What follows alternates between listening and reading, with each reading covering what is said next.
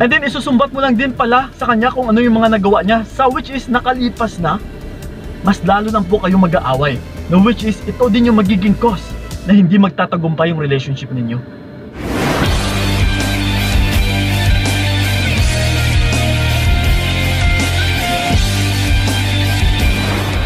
Yun, what's up? Ayan, kamusta mga utol, and then welcome sa video na ito. So once again, this is Payong kaibigan ni Kiko. So syempre, usapang pag-ibig na naman. Dahil ito ang magiging topic natin sa video na ito is behavior na hindi alam ng mga babae na hate ito ng mga lalaki. Yes, which is ayaw na ayaw ng mga lalaki. So ito mga utol, isisiwalat ko sa inyo kung ano yung mga behavior ng mga kababaihan na ayaw talaga ng mga lalaki. Na kung paulit-ulit mo itong ginagawa, ay posible na ito pa yung maging dahilan kung bakit kanya ipagpapalit or kung bakit mawawalan siya sa iyo ng gana. Okay? So ito mga utol huwag na nating papatagalin pa para malaman nyo rin at saka para maiwasan nyo na din. Okay? So ito unang-una is indirect sa gustong mangyari. Okay? What I mean dito utol is minsan sa mga kababaihan ay paligoy-ligoy talaga pag magsasalita. Or di kaya parang paikot-ikot pa na hindi nilang diretsahan sasabihin sa mga partner nila kung ano talaga yung mga gusto nilang mangyari.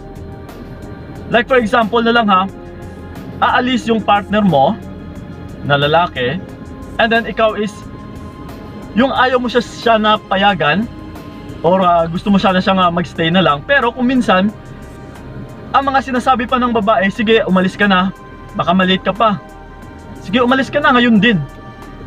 So ito mga utol minsan nabibigyan pa ng palaisipan yung lalaki na kung pwede lang naman sana na sabihin niya lang ng diretsahan na, babe pwede ba wag ka na lang muna umalis.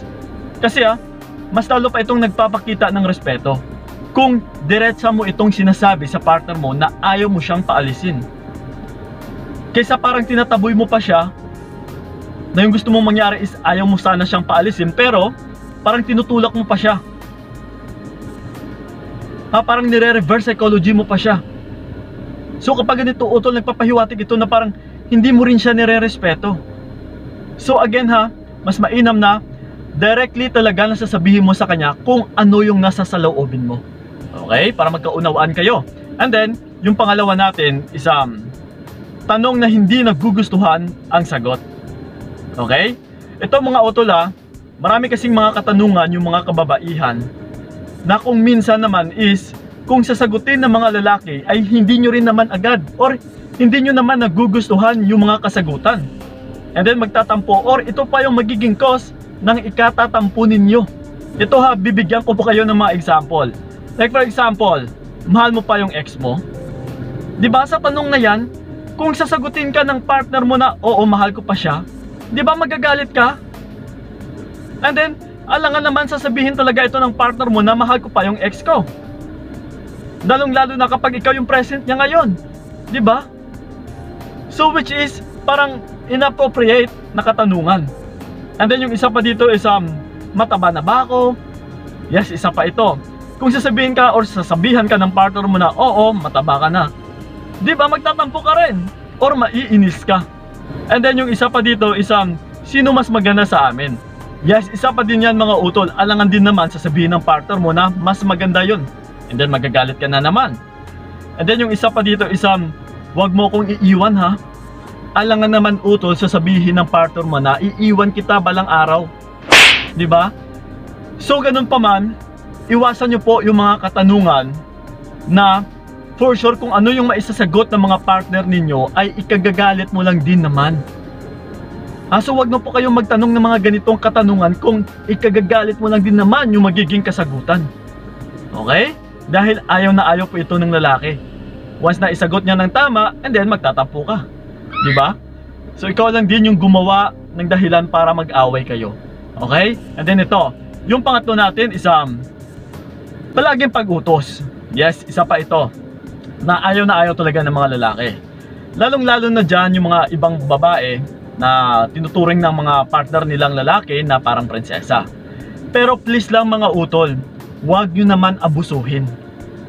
Hanggat maaari, kung kaya nyo lang naman kilusin, ay kumilos po kayo. Sa isang relasyon kasi is nagtutulungan. Yes, kung nakikita mo na sobrang sipag ng partner mo na lalaki, swerte ka na dyan, utol. Pero wag mong abusuhin.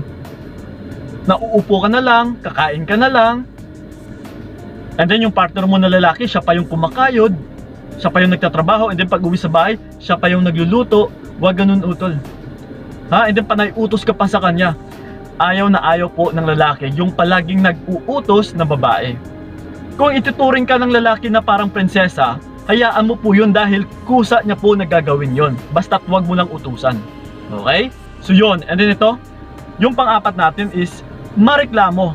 Yes, isa pa ito sa mga ayaw na ayaw naming mga kalalakihan. Yung mareklamo na babae. Hana, yung tipong parang wala na lang nagawang tama yung mga partner nila na lalaki. Again mga utula, ayaw na ayaw talaga namin yung babaeng mareklamo. Na yung tipo na, yes, tinanggap mo yung partner mo na to, sinagot mo siya, and then magre-reklamo ka kung ano yung meron. Kasi karamihan din sa mga kababaihan ay may insecurities or may inggit. Lalong-lalo na sa mga kapwa nila mga kababaihan.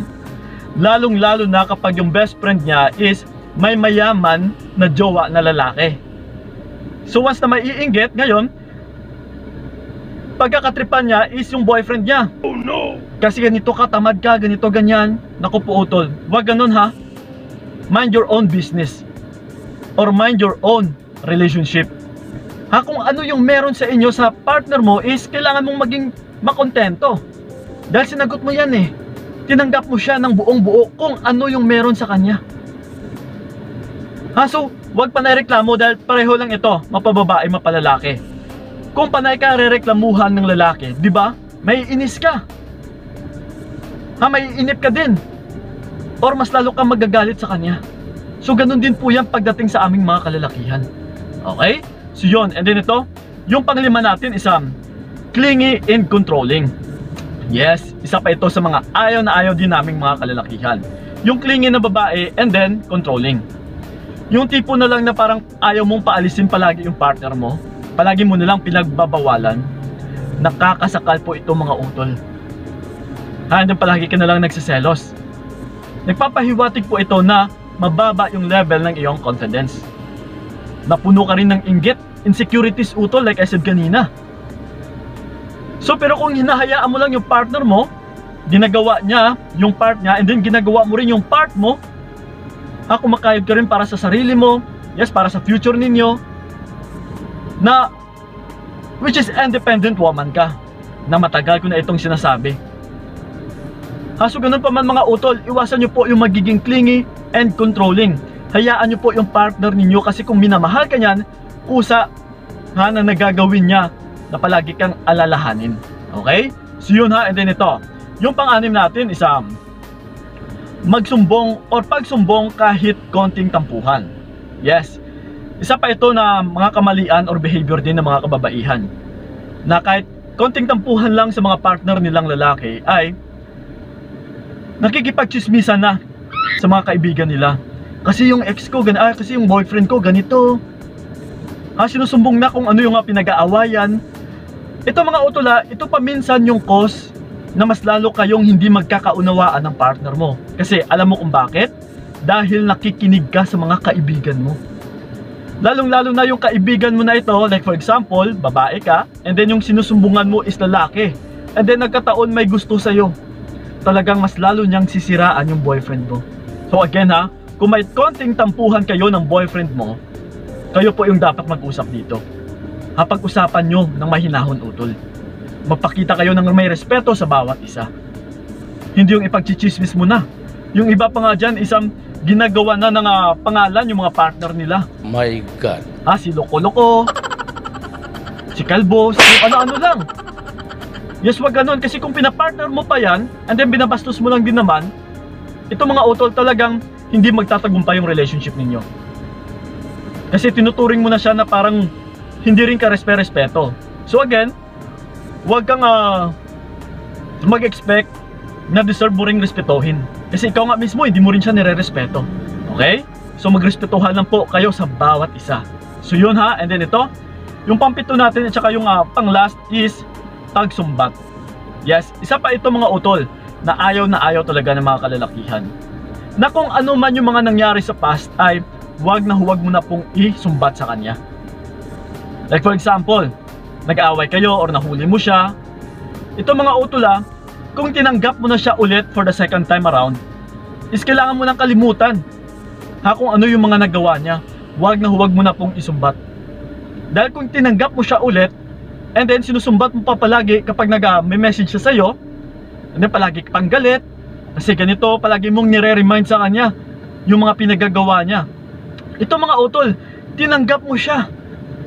And then isusumbat mo lang din pala sa kanya kung ano yung mga nagawa niya, sa which is nakalipas na, mas lalo nang po kayo mag-aaway. No, which is ito din yung magiging cause na hindi magtatagumpay yung relationship ninyo.